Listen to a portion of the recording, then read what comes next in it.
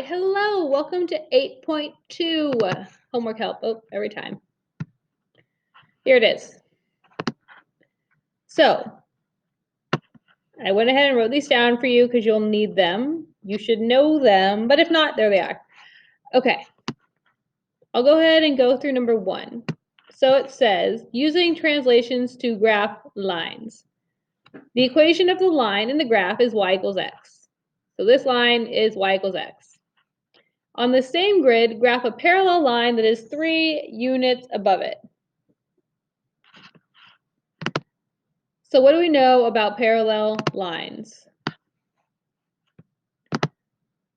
They have the same slopes.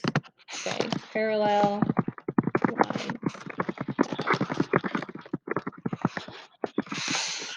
So really what we're doing is we're keeping this line exactly the same, except we're moving it up 3 units. So I'm just going to pick a point. So I'm going to start here. This is at 0, 0. Okay, I'm going to move it up 3 units. 1, 2, 3.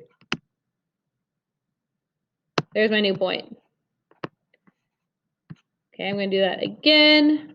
It doesn't matter which point you choose. You really could do it with all of them, but that would take a while. I'm going to go with this one. I'm going to start here, and I'm going to move this point up 3 units. 1, 2, 3. Okay. If you want to keep doing it, you can, but really you just need 2 points to graph a line. But I'll do one more. Let's do this one. So here's a point. I'm going to move it. Oh, no, I don't have room. I'll do this one. Here's a point. I'm going to move it up 3 units. 1, 2, 3. Oh, that got away from me. All right, so now I'm going to draw in my line right here to connect my points. Connect all my points. There. Okay, there we go. So I have moved this line up 3 units on the same grid. Okay, so done. Did that. Did. B, write the equation for the new line in slope-intercept form. So I give you slope-intercept form. So you need to know the slope and you need to know the y-intercept. Well, the slope stayed the same. Okay. The slope of the line y equals x is just 1, right? Up 1, over 1, up 1, over 1, up 1, over 1, up 1, over 1, up 1, over 1, and so on forever. Okay. So there's an invisible 1 in front of the x. Remember, we just don't write in our invisible 1s. So my slope is 1. So that means m equals 1. And then my y-intercept of my new line is 3. Okay. 3 crosses my y-axis at 3. So my equation, y equals, if you want to write in the 1, you can. 1x, 1x, and then plus the y-intercept, so plus 3. Enough. You do not need to write in your 1. It can remain invisible. So it's just y equals x plus 3. C, write the y-intercept of the new line as an ordered pair. The y-intercept of my new line is 3, so it is x is 0, y is 3. That's my y-intercept. And then we have to write down the x-intercept. So where does it cross my x-axis? Right here. So x is -3 and y is 0. Bam! Write the equation of the new line in point slope form using the y-intercept. Where's my highlighter? There it is.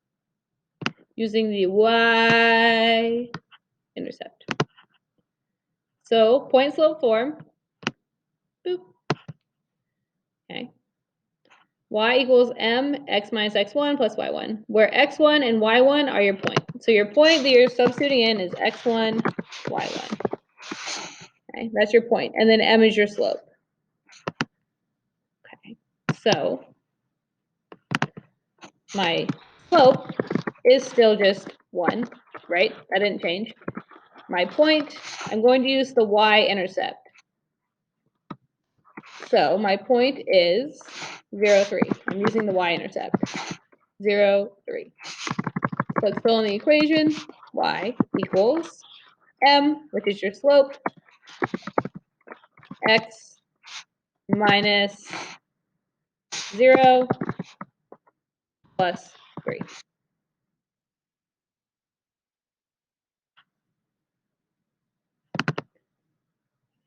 Once again, you do not need to write in the 1.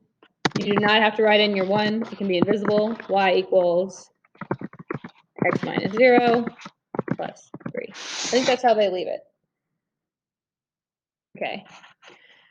Then write the equation of the new line in point slope form. Now we're going to use the x-intercept. So same thing, except instead of the y-intercept, we're using the x-intercept. Okay. So my x-intercept is negative 3, 0.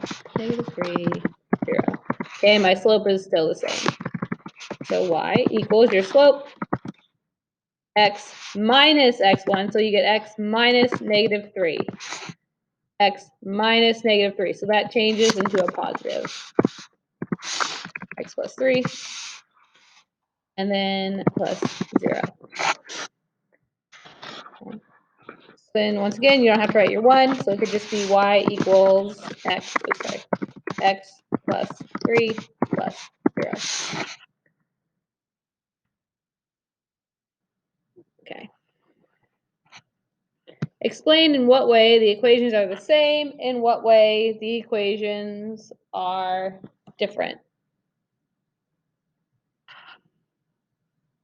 Okay, well, they have the same slope. Same slope. Hold on one second.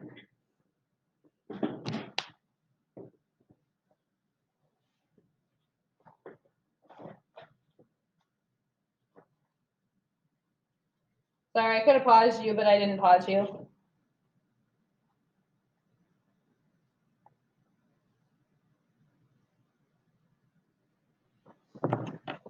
So they have the same slope, but then, I mean, it's,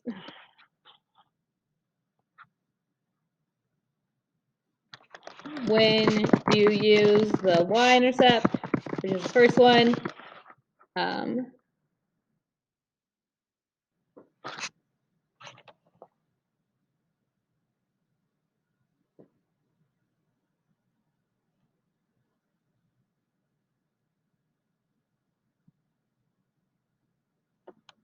I don't really like this question. When you use the y-intercept,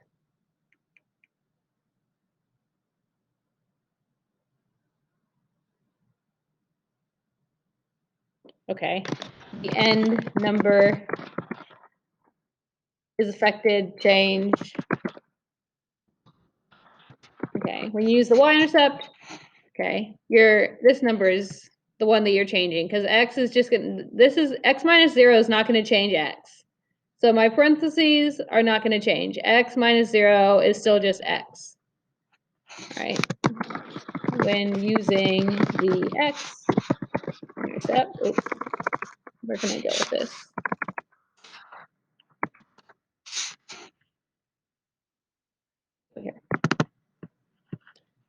Here.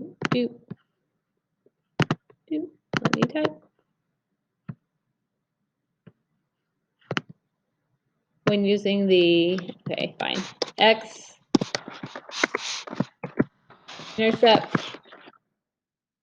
over here.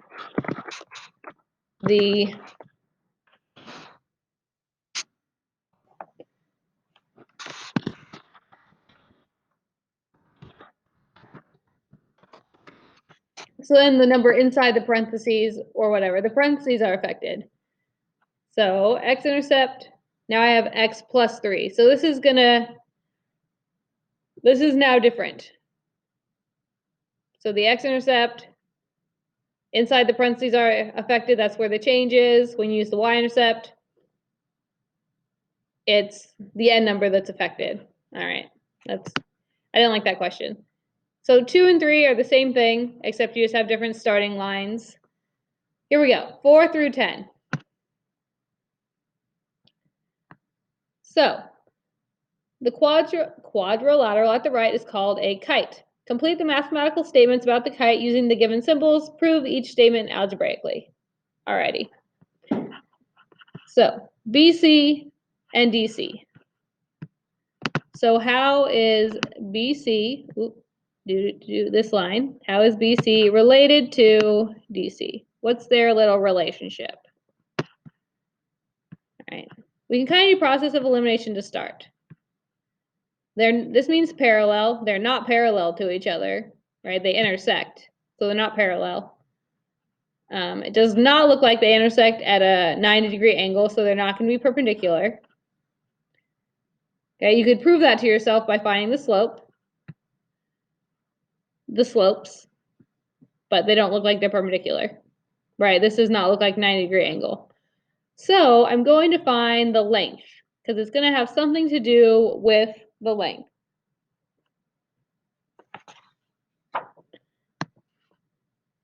So let's find the length of BC first. I'm going to fill in C, because they didn't fill that in for us. So C is at x is 0, no, sorry, x is 4, and y is 0.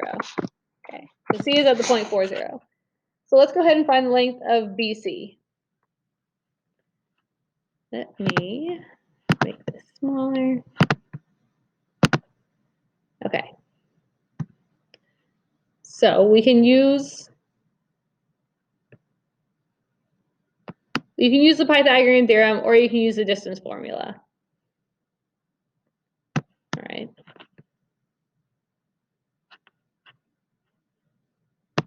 I don't know. There's not really room for me to do this. We'll just do it right here. So, actually, I'm going to go to a Word document. 0, 3, and 4, 0. 0, 3, and 4, 0. 0, 3, and 4.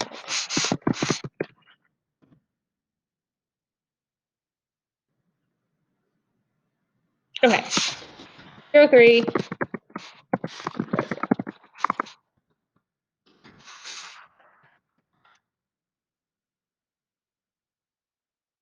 So we can find our change in y and our change in x. So our change in y is what? We go from 3 to 0.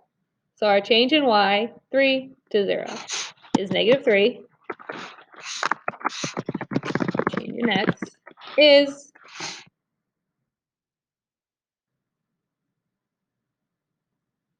3 to 0. So then 0 to 4. So +4.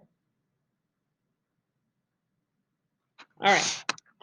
So that means if you want to write it down, your slope is change in y over change in x, which is -3/4. So that's the slope of whatever line we're doing, of BC.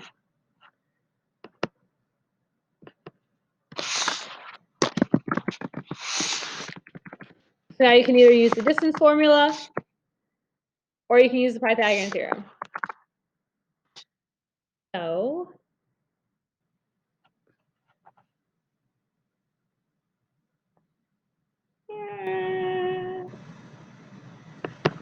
we'll switch it up. We'll do the Pythagorean theorem. So a squared plus b squared. They're very, very, very much the same process. You just write them out differently. Okay. So no. A squared, I'm going to make a be -3. So -3 squared plus b squared. So that's 4 squared.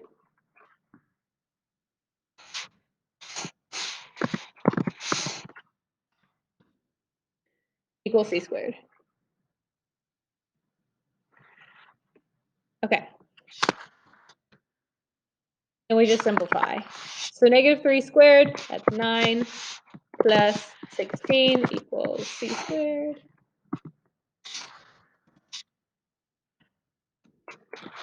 9 plus 16, 25, equals c squared. So then you take the square root of both sides, you get c equals 5. square root of 25 is 5. So C equals 5. Okay. So your length of BC is 5.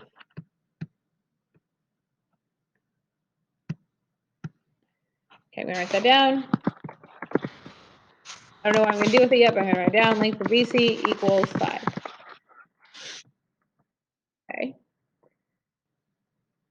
Then that's BC. We need to figure out DC. So DC, ooh, DC is nice. Let me get rid of this. DC is not a slanted line. It's a straight line. So from X stays the same. They're both 4. So what is the length of DC? You can tell just by looking at it. It goes from y equals 0 to y equals 5. So this is 5. We can write by either distance formula or by Pythagorean theorem, whichever one you wanted to use. Pythagorean theorem for distance.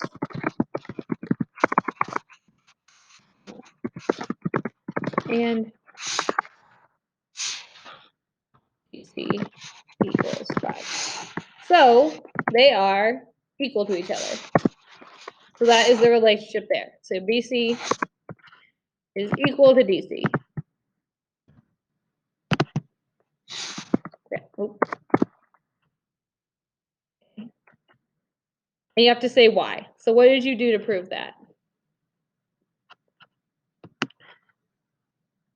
Okay. Let me see.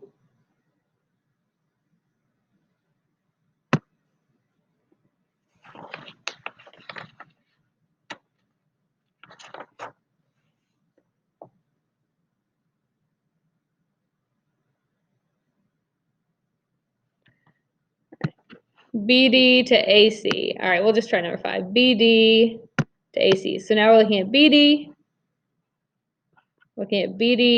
and AC. Okay. How are they related to each other? It does it look like, are they congruent? Are they perpendicular? Are they parallel? Is one smaller than, bigger than the other? Are they equal? Oh, this should actually be congruent, not an equal sign, technically. Well, it doesn't matter. Equal or congruent, whichever one you put here is fine. So BD to AC. Well, once again, they're not parallel because they intersect. Do they intersect at a 90-degree angle? Maybe. So I'm going to find the slope. So I'm going to find the slope. So the slope of BD. B is here. So I'm using the point 0.03 and 4.5. So I'm going to find the slope. Well, it also looks like you go up 1 and over 2, and then up 1 over 2. But we use our formula, y2 minus y1 all over x2 minus 1.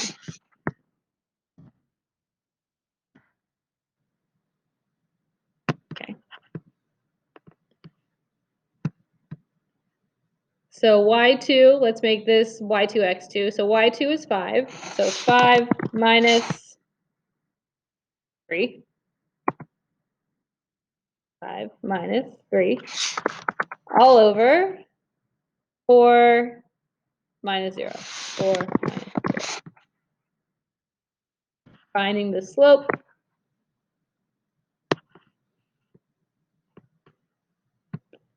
And that is equal to 5 minus 3 is 2 over 4 minus 0 is 4.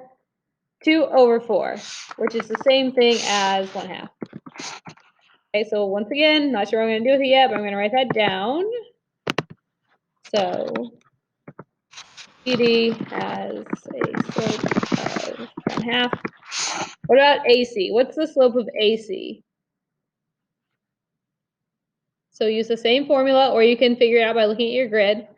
What is the slope?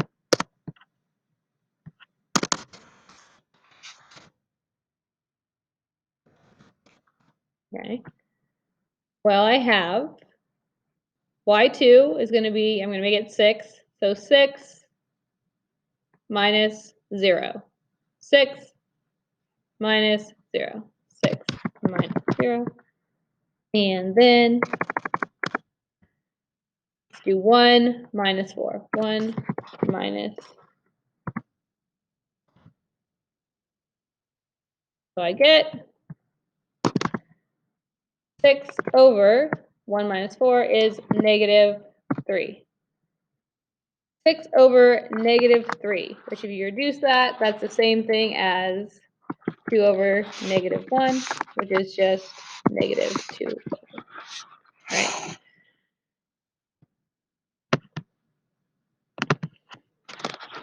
And AC has a slope of negative 2 over 1. So they are perpendicular.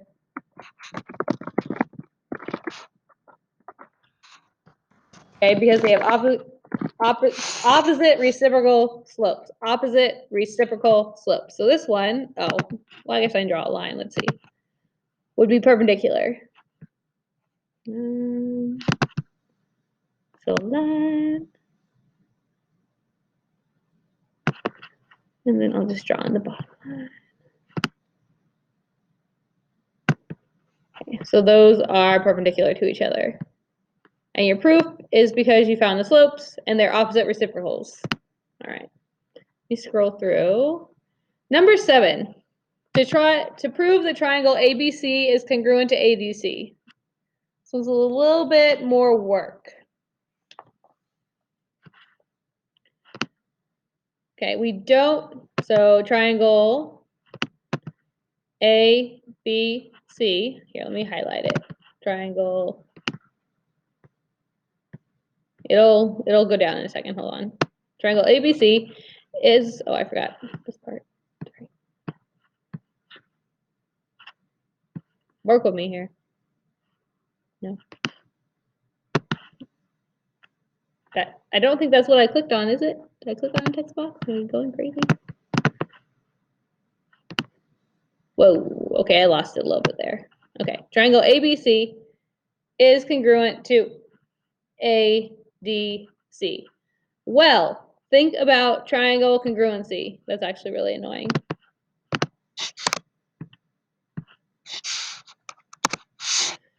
Okay. They have a side in common, so they already have a shared side.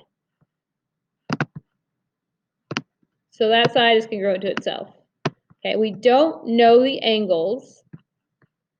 They don't tell us the congruency of any of the angles. So really what you're going to do is prove it's congruent by side, side, side. So we know that AC is congruent to AC. Okay, so you need to find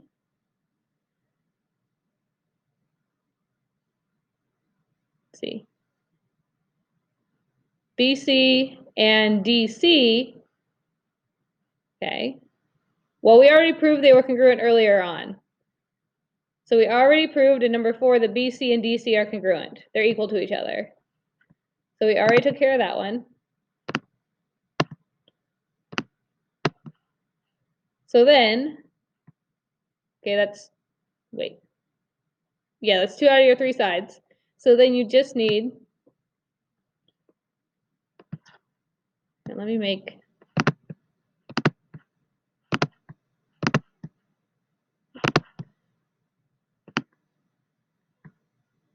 I'm gonna highlight my triangle here. All right, there's,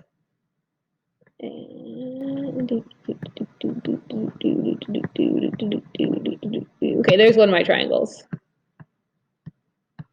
There's my one triangle, there's the other triangle. So we already know that this side is congruent to itself. We proved in number 4 that these two sides are congruent. So your last side is AD congruent to BA. So you need to find the distance and prove that they are congruent to each other. Which if you're doing these in order, AB. Oh, no, you wouldn't have done it yet. Okay, so you need to find the distance here and the distance here. Are they the same? If so, you prove it is congruent by side, side, side. All right, I think Mostly what you're doing on these is finding the distance and then what's the relationship. Are they the same distance, which means they're equal or congruent to each other? Is one bigger than the other? Is one smaller than the other? So that's what you're doing on those. Should I do one more? I can do one more. I don't want to. I can do one more. I can't decide. Let's do number 9. AE, sorry, AE and ED. AE and ED. AE, AE and ED. AE, ED. Okay. AE and ED. Let me get rid of some of this stuff.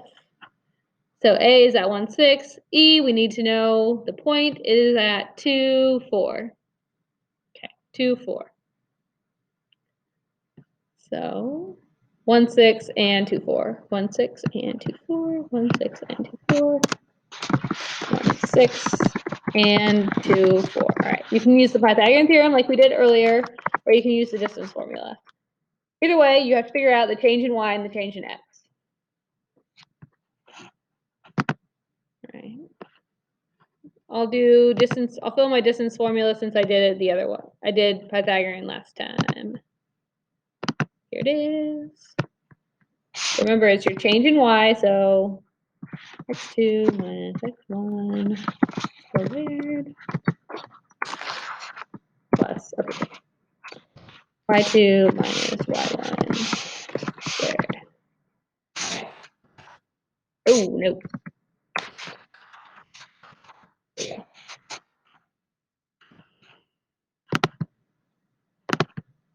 Okay, if you want to fill it in, you can. X2, we'll make this be x2 and y2. So x2 is 2, so I have 2 minus x1, which is 1, squared, plus y2, so y2 is 4, 4 minus 6, y squared. All right.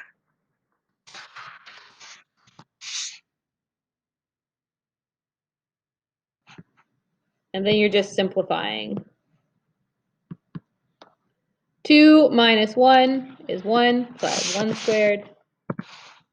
That's 4 minus 6, that's negative 2. Doesn't matter though, because we're going to square it.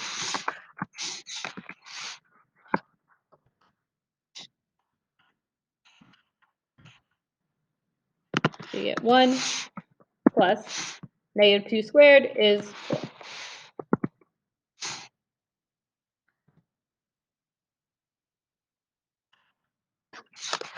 So equals the square root of 5. Okay, so that was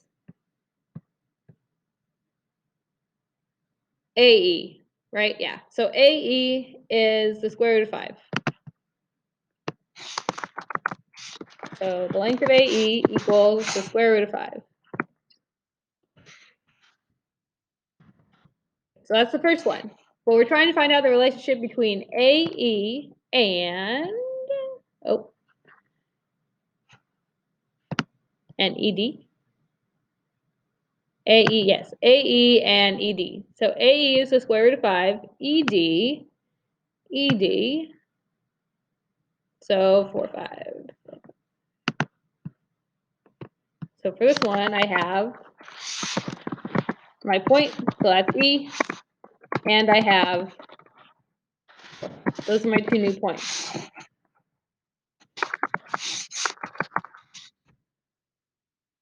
Okay, because, should I be writing this down? That was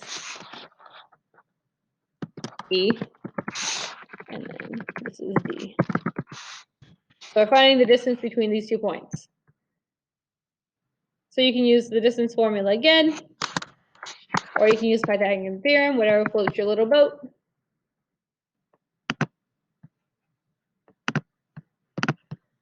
Okay. See, my change in x. I'm going to skip to this. My change in x is what? My change in x. How much do my x values change? Well, I go from 2 to 4. Okay, so that's going to be 2 squared And then my change in y, I go from 4 to 5, so that's 1 squared. Equals, oh, sorry, not equals. Go down. 2 squared is 4 plus 1, okay, equals. Hold on a second.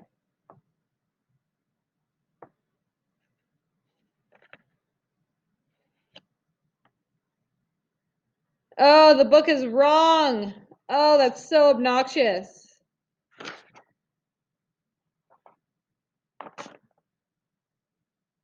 Okay. BE.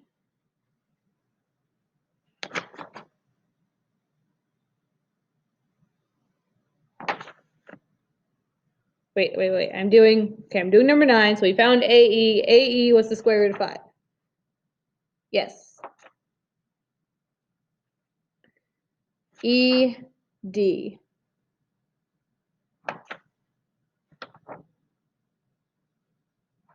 Number 9, ED. ED. It's also the square root of 5. Oh my gosh. Okay, the book's wrong. It's fine. It's fine. Okay, it's fine.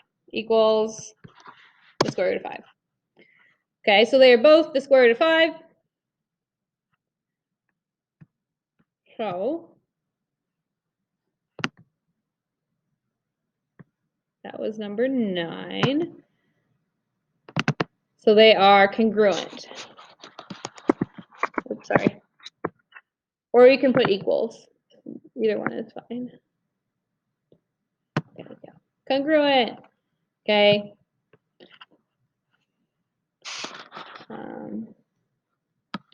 AE and ED have a length of,